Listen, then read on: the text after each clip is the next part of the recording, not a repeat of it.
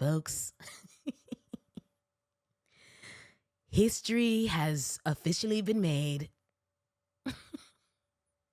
For the first time in American history, a former ex-president was found guilty of 34 felony counts.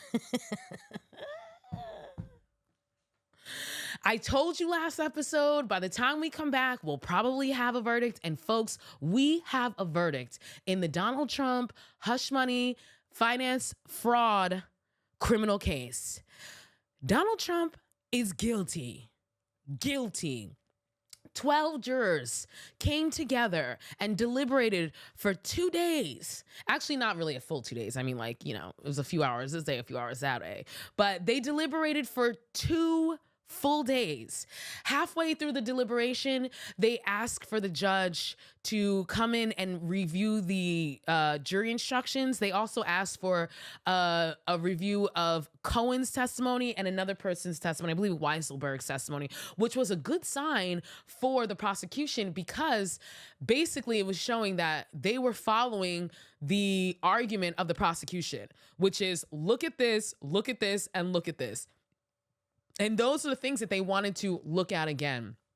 So they went into deliberation, and 2 days later, they came out with guilty on all 34 counts. Every single count guilty, unanimously. I mean, that's something. It's hard to get 2 people to be on the same page, but 12 guys. We're witnessing history. Never in the history of this country has a former president been convicted of a criminal offense, let alone 34. Sentencing will come on July 11th. So we have about a month and a half before we find out whether or not Donald J. Trump is going to be sentenced to jail. That is the question. Are they going to throw his ass in jail? Now, typically I would be like, probably not. And usually, and mostly it's because, financial crimes, people usually don't really get thrown into jail for that because, who cares about financial crimes, right? It's not like these rich, wealthy people are affecting millions of people's lives. Okay. Who cares? Who cares about that? We don't need to worry about throwing them in jail. Let's focus on the hood instead. Okay. Let's focus on the people in the hood with their interpersonal beefs rather than the people who are making decisions that are screwing millions of people. So typically I would say he ain't going to jail. But here's the thing. Okay.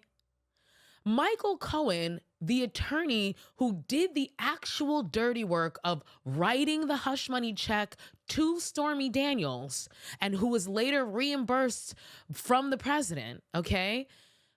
That motherfucker already was convicted of this very same crime. He was already convicted in this scheme. And guess what? He went to jail. He was convicted and sentenced to 3 years in jail.